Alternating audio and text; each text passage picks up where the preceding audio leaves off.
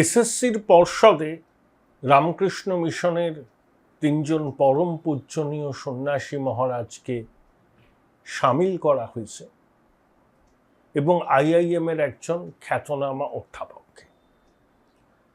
অর্থাৎ রাজ্য সরকার সমস্ত সরকারি নিয়োগকে যে একেবারে স্বচ্ছ এবং ত্রুটিমুক্ত করতে চাইছে, এই ধরনের সিদ্ধান্ত তার দিকেই ইঙ্গিত করে।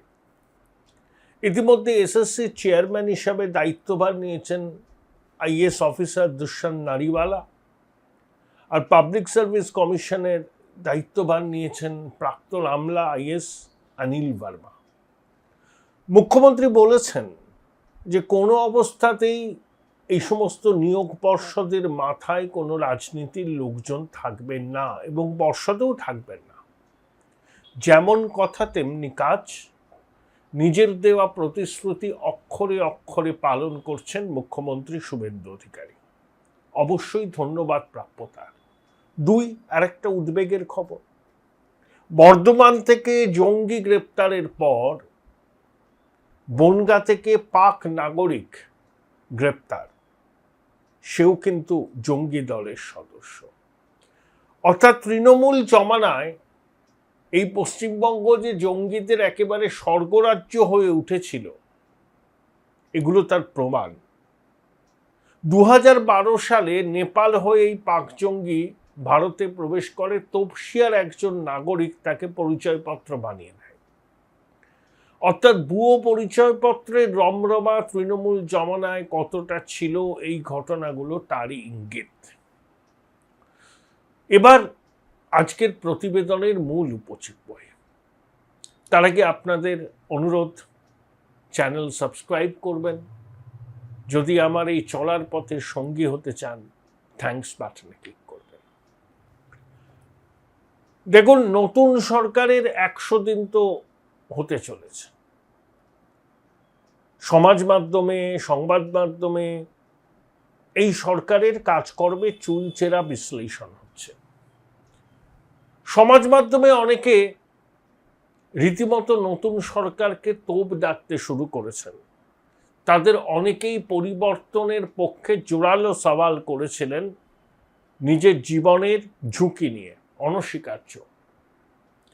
কিন্তু তাদের অনেকেই দেখছি তারা বলতে শুরু করেছেন যে শুভেন্দুবাবুর জনপ্রিয়তা নাকি পড়তির দিকে।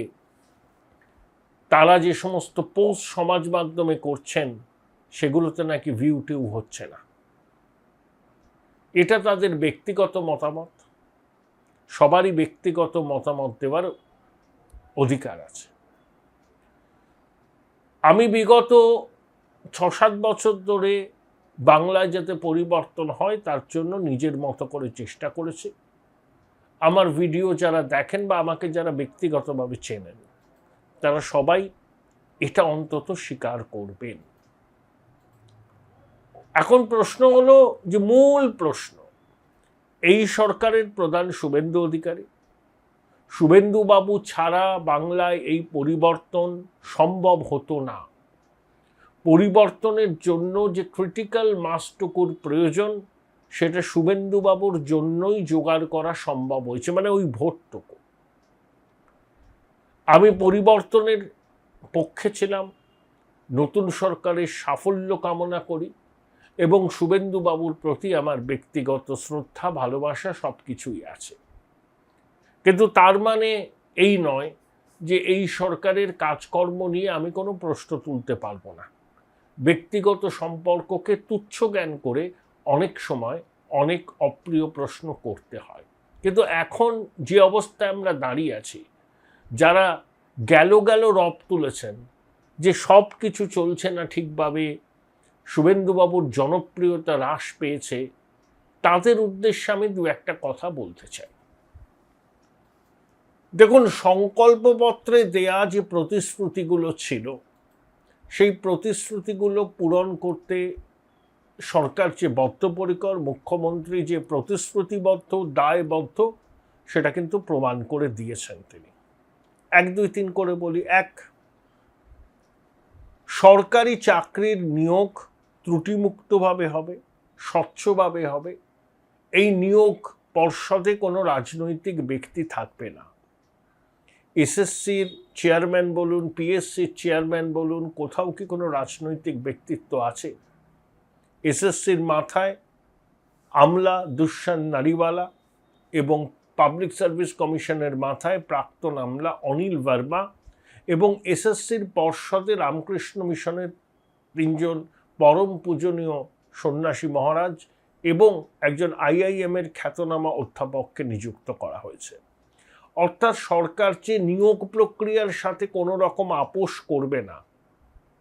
যারা আবেদন করবেন সরকারি চাকরির পরীক্ষায়, যোগ্যতমরাই যাতে নিয়োগপত্র পান সেটা সরকার এনশিওর করবে।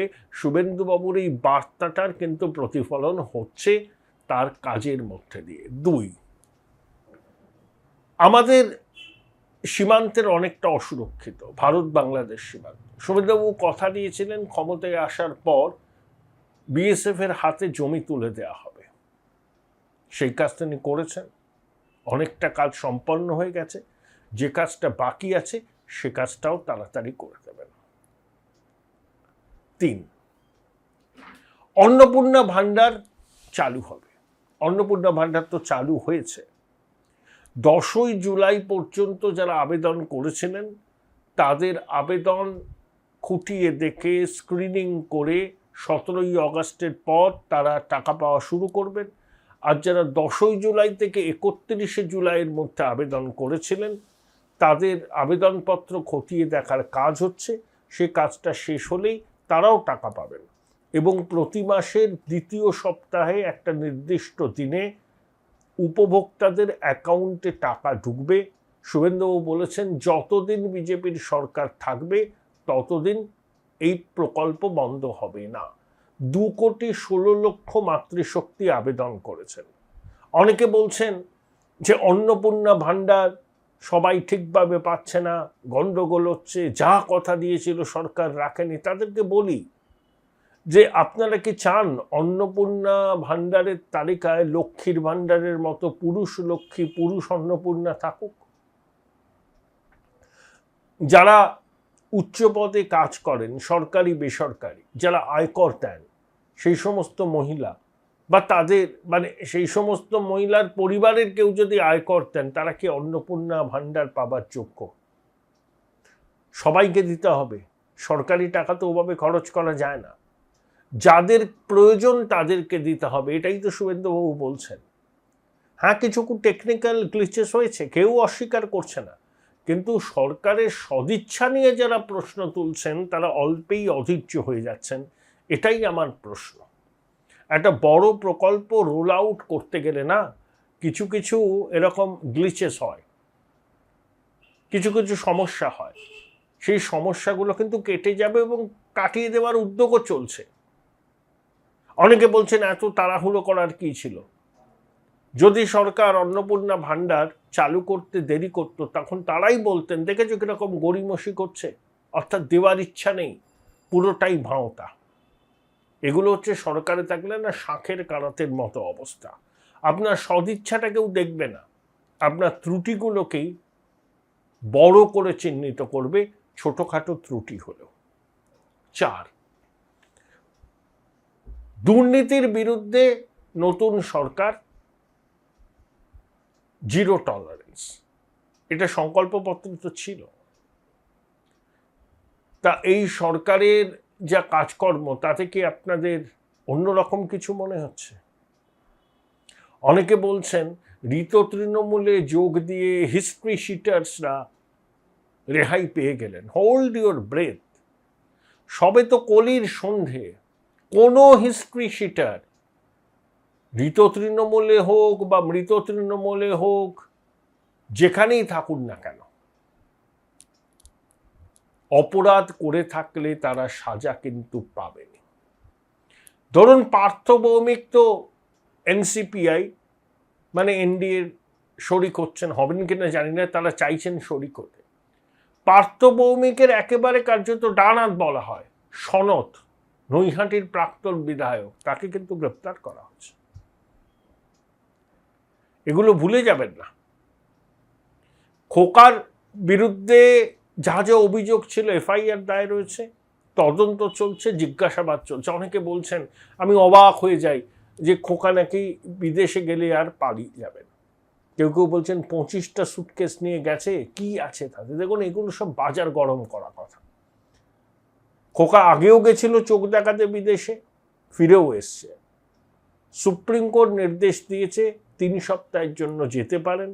ডিপ্লোম্যাটিক পাসপোর্ট নিয়ে গেলে সরকার একেবারে চোখে চোখে রাখতে পারবে খোকা কোথায় গেল, কোথায় যাচ্ছেন, কোথায় থাকছেন, কবে ফিরবেন, সব জানিয়ে দেওয়া হয়েছে। তাও আমি বুঝি না যে সমাজ মাধ্যমে অনেকে পাখি উড়ে গেল, খোকা আর ফিরবে না, এইসব বলে কেন বাজার গরম করছেন।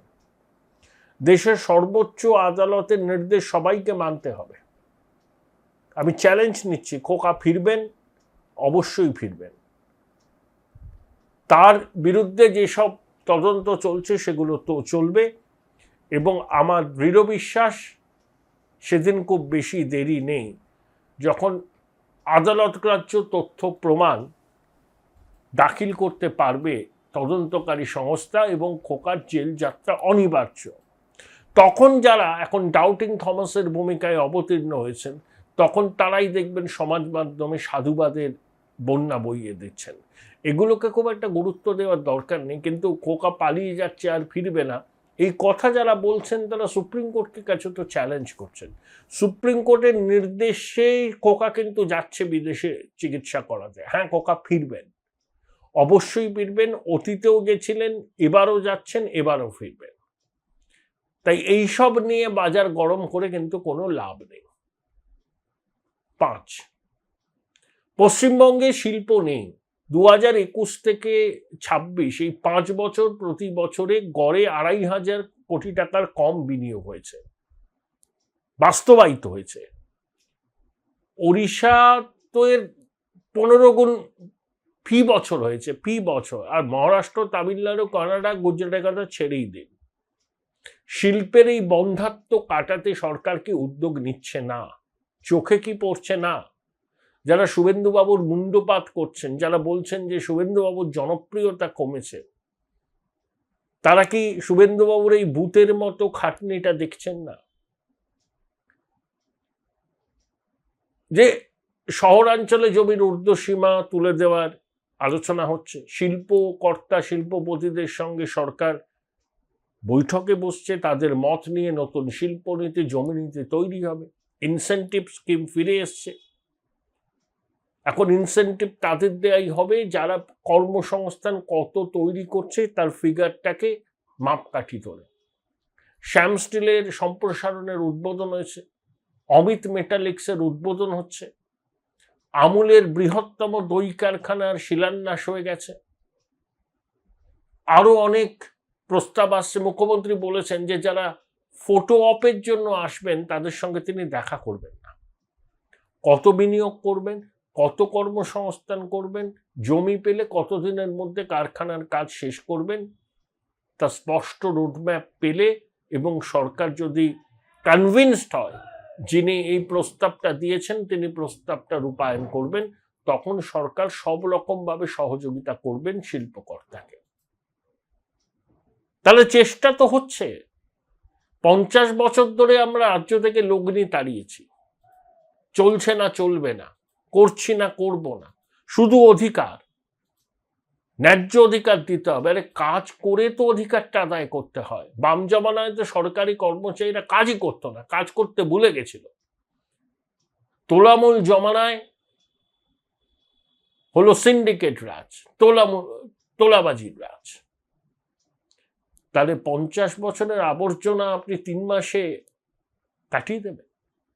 এটা হয়? দেখতে হবে আমার সদিচ্ছা আছে কিনা। এই যে তোলাবাজি, চাঁদাবাজির বিরুদ্ধে সরকার টোল ফ্রি নাম্বার দিয়েছে। যাদের অভিযোগ আছে করুন অভিযোগ, দেখুন সরকারের কোনো ব্যবস্থা নেয় কিনা। আর রাজধর্ম তো শুভেন্দুবাবু পালন করলেন।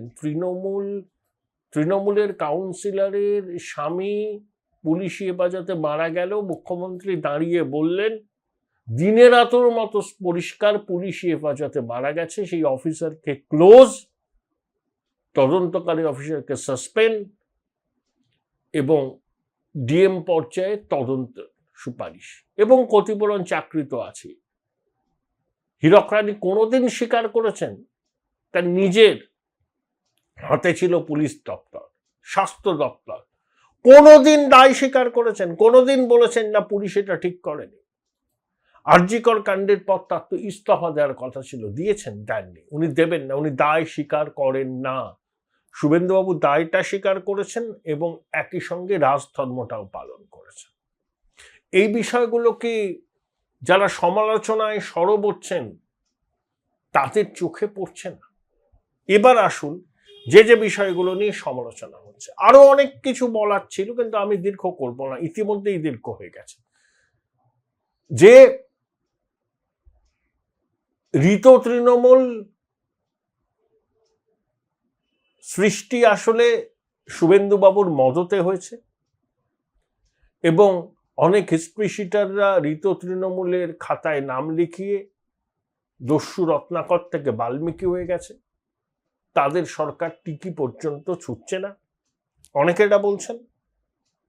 Hold your breath. যদি নৈহাটির প্রাক্তন বিধায়ককে পুলিশ গ্রেপ্তার করে, যদি মদন মিত্রকে বারবার ডাকাডাকি করে, অবাক হচ্ছেন কেন? একটু সবুর করুন না। ওই কসবা বালিগঞ্জ অঞ্চলে বেআইনি বাড়ি একের পর এক তুলে গেছেন, যিনি এখন ভাজা মাছটি উল্টে খেতে জানেন না বলে ঋত শিবিরে নাম লিখিয়েছেন, তিনিও কি ছাড় পাবেন? পাবেন না। একটু সবুর করুন। এনসিপিআই সাংসদদের সঙ্গে কেন শুভেন্দুবাবু বৈঠক করেছেন, এটা নিয়েও অনেকে খুব সরব। আরে প্রধানমন্ত্রীও তো বৈঠক করেন, জনপ্রতিনিধিদের সঙ্গে মুখ্যমন্ত্রী, স্বরাষ্ট্রমন্ত্রী, কেন্দ্রীয় মন্ত্রী, প্রধানমন্ত্রীরা বৈঠক করেন। এতে অসুবিধা কি আছে? আমার এখানে একটা প্রশ্ন আছে, যে এনসিপিআই এর 20 জন সাংসদের সঙ্গে দিল্লিতে শুভেন্দুবাবুর বৈঠকটা না করলেও হতো। সাংসদরা এলাকার উন্নয়নের কথা, সাংসদ তহবিলের অর্থের কথা বলছিলেন, সেই বৈঠকটা নবান্নে করলেই হতো। এটা আমার ব্যক্তিগত মত। কিন্তু মুখ্যমন্ত্রী হিসাবে তিনি জনপ্রতিনিধিদের সাথে বৈঠক করেছেন, এতে গেল রব তোলার কিন্তু কিচ্ছু নেই, কিচ্ছু নেই। আচ্ছা, আপনারা কি মনে করেন যে এক দেশ এক ভোট, এগুলো, এই বিলগুলো পাশ করাতে হবে না? আরে দস্যু রত্নাকরা বাল্মীকি হতে চাইছে, সুযোগ দিন। এরা কেউ বিজেপিতে আসবে না, কারণ বিজেপির কর্মীরা, সমর্থকরা, বিজেপির ইকোসিস্টেম এদেরকে বিজেপিতে সামিল করার ঘোর বিরোধী, এবং আমিও বিরোধী। কিন্তু সংসদীয় রাজনীতি সংখ্যার খেলা। 20 জন সাংসদ বিরোধিতা করলে লাভটা কি? এদেরকে যদি কোঅপ্ট করে নেওয়া যায়, বিজেপিতে মেশালাম না, কিন্তু শরিক হিসাবে থাকলেও ভোটাভুটিতে সরকারের পক্ষে ভোট দিল, কারণ এদের তো 3 বছরের মেয়াদ এখনো আছে। এরা সংসদে বিরোধী পক্ষের সঙ্গে থাকলে সরকারের লাভটা কি? ক্ষতি তো।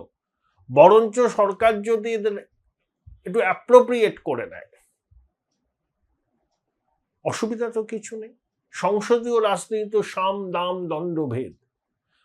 আর বিজেপি একটা শৃঙ্খলাবদ্ধ দল, বিজেপির কেন্দ্রীয় নেতৃত্বের নির্দেশ সবাইকে মানতে হয়।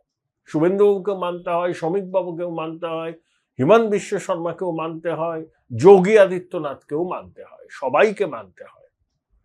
তো কেন্দ্রীয় নেতৃত্বের নির্দেশ শুভেন্দুবাবু পালন করেছেন। হ্যাঁ, এখানে আমার একটা প্রশ্ন, আমি আগেও বললাম যে বঙ্গভবনে এনসিপিআই এর 20 জন সাংসদের সঙ্গে শুভেন্দুবাবুর বৈঠক করার দরকার ছিল বলে আমি মনে করি না। এই বৈঠকটা নবান্নে হতে পারত, কারণ 20 জন সাংসদ তো পশ্চিমবঙ্গে। তারা মুখ্যমন্ত্রীর অফিসে গিয়ে তাদের এলাকার সমস্যা, দাবি দেওয়া, এমপিলারের টাকা খরচ করা, সব বিধায়কদের সঙ্গে বৈঠক করতে পারতেন। ওই বঙ্গভবনে গিয়ে বৈঠকটা নিয়ে আমারও মনে দু একটা প্রশ্ন আছে, ওটা না হলেই ভালো হতো। এখন দেখুন, মূলত যারা বলছেন না শুভেন্দুবাবুর জনপ্রিয়তা কমে গেছে, তার কথা বললে নাকি ইউটিউবে ভিউ হচ্ছে না, ইউটিউবে ভিউ কমছে এটা শুধু এই পশ্চিমবঙ্গের ফেনোমেনন নয়, সর্বত্র হচ্ছে, মাঝে মধ্যে এরকম হয়। তা সরকার তো ভালো কাজ করলে তো ভালো কাজের কথা বলতে হবে। সেখানে ওই এনসিপিআই সাংসদদের সঙ্গে শুভেন্দুবাবুর বৈঠকের ছবি তুলে ধরে বলা যদি হতে থাকে যে গেল গেল সব রসাতলে গেল, বলতে বাধ্য হচ্ছি বাস্তব রাজনীতি সম্পর্কে তারা ওয়াকিবহাল নন। তা শুভেন্দুবাবু শ্রমিকবাবুকে জানেন না যে বিজেপির কর্মী সমর্থকদের মধ্যে ক্ষোভ আছে? জানেন তো, এদের তো বিজেপিতে সামিল করা হচ্ছে না, এরা তো বাইরে থাকছেন, এনসিপিআইতে থাকছেন, বিজেপিতে মিশবেন না এরা। এবং এখন এনসিপিআই এর স্বীকৃতিটাও বিষবাও জলে যতক্ষণ না সুপ্রিম কোর্টে মামলাটার ফয়সলা হচ্ছে। আমি শুভেন্দুবাবুর প্যাট ধরতে আসিনি, কিন্তু আমি অবাক হয়ে গেলাম যারা বলছেন যে ওনার জনপ্রিয়তায় ভাটার টান, কেন এদের সঙ্গে উনি ছবি তুলছেন। তার এই যে অ্যাচিভমেন্ট, এই যে ভূতের মতো খাটা, একটা ছবি তোলাতে খাটো হয়ে যায়।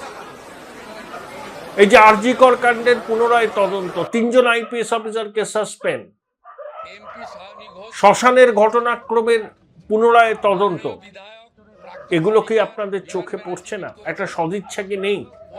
শুভেন্দুবাবুকে কোনো সদিচ্ছা দেখাচ্ছেন না, শুধু একটা দুটো ছবি, সেটাকে সামনে রেখে যারা বলছেন সব রসাতলে গেল, বিজেপিও তৃণমূল হলো। একটু ভেবে দেখুন, আরে তোলাবাজি তো হচ্ছে বাংলায়, রাজনীতিতে, রাজনীতি আর জীবিকার সম্পৃক্ত হয়ে গেছে, রাতারাতি এগুলো চেঞ্জ হয় না। আমি শুভেন্দুবাবুকে অনুরোধ করব, শ্রমিকবাবুকে অনুরোধ করবো যে 22 জনকে আপনারা সাসপেন্ড করেছিলেন না, সাসপেন্ড করে কি হবে? এদের বিরুদ্ধে যদি অকাট্য প্রমাণ থাকে, থানায় গিয়ে অভিযোগ করুন, এদেরকে গ্রেপ্তার করতে নির্দেশ দেন পুলিশকে, তাহলে সদিচ্ছাটা বোঝা যাবে। রাজ্যের এক মন্ত্রী নিজের দলের কর্মীদের উপর চড়াও হচ্ছেন, মেজাজ হারাচ্ছেন, যখন নেতারা বলছেন আপনার সঙ্গে তৃণমূলের ঠিকাদার কেন? হ্যাঁ, প্রশ্নগুলো উঠবে। এক মন্ত্রী এক বিধায়কের বিরুদ্ধে জোর করে দোকান দখলের অভিযোগ উঠেছে। উত্তর 24 পরগনার এক দাপুটে বিধায়কের বিরুদ্ধে পুকুরের মাছ বিষ দিয়ে মেরে ফেলার অভিযোগ উঠছে। এগুলো হচ্ছে, এগুলো কন্ট্রোল করতে হবে। কিন্তু তার মানে এই নয় যে কোনো কিছু হচ্ছে না। সবে তো 100 দিনের সময়সীমার মুখে দাঁড়িয়েছে সরকার। দেখতে পাচ্ছেন না কি আপনারা কাজটা হচ্ছে, বলটা রোল করছে, মানুষের উৎসাহ আছে। আসলে প্রত্যাশাটা এত আকাশচুম্বী না, পান থেকে চুন খসলেই সবার মনে হচ্ছে যে একটা ছন্দপতন হলো, স্বপ্নভঙ্গ হলো। 8 লক্ষ কোটি টাকার উপর দেনা, কিছু নেই একদম, মানে এটা start up, Paschimbanga start up থেকে শুরু করতে হচ্ছে। এগুলোকে তো আপনাদের ভাবতে হবে। পরিশেষে বলুন, কোন মুখ্যমন্ত্রী দম দেখাতে পেরেছেন যে তসলিমা নাসরিনকে এভাবে কলকাতায় এনে সম্বর্ধনা দেওয়ার? প্রগতিশীল বামেরা তসলিমাকে তাড়িয়েছিলেন, 19 বছর পর মুখ্যমন্ত্রী শুভেন্দু অধিকারীর সরকার তসলিমাকে রেড কার্পেট বিছিয়ে আনলো। এগুলোও মনে রাখবেন। গেল গেল রব যারা তুলছেন, দুটো আসপেক্টকেই মনে রাখবেন। আমার এই বিশ্লেষণ, আমার ব্যক্তিগত বিশ্লেষণ, কি মনে হয় আপনাদের? শুভেন্দুবাবুর জনপ্রিয়তা কি পড়তির দিকে, নাকি তার জনপ্রিয়তা একই আছে, নাকি তার জনপ্রিয়তা বেড়েছে? কমেন্ট বক্সে লিখবেন। আমি একটা কথা বলতে পারি, শুভেন্দুবাবু ভূতের মতো খাটছেন, সর্বাত্মক চেষ্টা করছেন, তার সদিচ্ছা নিয়ে কোনো প্রশ্ন নেই। পশ্চিমবঙ্গের মানুষ তাকে চেনে, তিনি মানুষের চোখের ভাষা বোঝেন। তাই জনপ্রিয়তা কমছে বলে যারা আর্তনাদ করছেন তাদেরকে দুবার ভেবে দেখার অনুরোধ করব। কনফিডেন্সটা বেশ লো দেখছি। রিসেন্টলি টেস্ট করিয়েছো? হ্যাঁ ডাক্তারবাবু, প্রিটেস্টের পরের দিনই করিয়েছি। ও, তুমি মাধ্যমিক দেবে? তাহলে মক টেস্ট করো। এই নাও মৌলিক লাইব্রেরি সম্রাট এক্সক্লুসিভ মক টেস্ট পেপার। এতে পাবে প্রতিটি বিষয়ে অধ্যায়ভিত্তিক গুরুত্বপূর্ণ নমুনা প্রশ্নপত্র, ইংরেজি, গণিত, আনসিল লেখার বিস্তারিত টিপস আর প্রতিটি সাবজেক্টের এক্সপার্ট ওপিনিয়ন, যা তোমার কনফিডেন্সকে ফিরিয়ে আনবে মাধ্যমিকের আগে। সম্রাট এক্সক্লুসিভ মাধ্যমিক মক টেস্ট পেপার, এক্সামের কনফিডেন্স বুস্টার। উচ্চ মাধ্যমিকের পর উজ্জ্বল ভবিষ্যৎ গড়তে NCHMCT পর্যটন দপ্তর, ভারত সরকারের hospitality and hotel management, Paschimbanga সরকারের মাকাউটের BBA BCA, fashion design, aviation tourism, culinary arts পড়ো SBI HM কলেজে। স্টুডেন্ট ক্রেডিট কার্ড ও ব্যাংক লোন পাবে SBI HM এ পড়লে। কোর্সের শেষে SBI HM দেশ ও বিদেশে চাকরির ব্যবস্থা করে থাকে। SBI HM হলো পশ্চিমবঙ্গের সেরা ম্যানেজমেন্ট কলেজ। SBIHM.com। বোলপুর শহরের কোলাহল থেকে মাত্র 20 মিনিট দূরেই রয়েছে সুন্দর রিসর্ট, যেখানে পেয়ে যাবে স্পেশিয়াস আর এস্থেটিক্যালি ডিজাইন রুম। তোমরা যারা গ্রুপে যাও তাদের জন্য আছে কমফোর্টেবল গ্রুপ স্টে অপশন, আর কাপলদের জন্য রয়েছে লাক্সারিয়াস সুইট রুম, তার উপর আবার ফ্ল্যাট 10% অফ। এখানে প্রকৃতির মাঝে তোমরা পেয়ে যাবে একটা সুন্দর সুইমিং পুল, ছোটদের জন্য প্লে এরিয়া আর একটা এস্থেটিক সেলফি কর্নার। প্রপার্টিটা পুরোটাই পেট ফ্রেন্ডলি, আর এখানে আছে অনেক কিউট ছোট ছোট র্যাবিটস। সকালের ব্রেকফাস্ট থেকে ডিনার পর্যন্ত পেয়ে যাবে একদম হোমলি কমফর্ট ফুড, যা এক কথায় অসাধারণ। বেঙ্গলি কুইজাইনের সাথে সাথে পেয়ে যাবে চাইনিজ আর নর্থ ইন্ডিয়ান অপশন। বিকেলে বনফায়ারের আলো, বন্ধুদের সাথে আড্ডা আর খোলা আকাশের নিচে গ্রাম বাংলার হাওয়া, পুরোটাই এক অপরূপ অনুভব। তাহলে বলো তোমরা কবে প্ল্যান করছো এই পিসফুল এসকেপটা? And don't forget to follow Miss Cupcake for more such travel updates.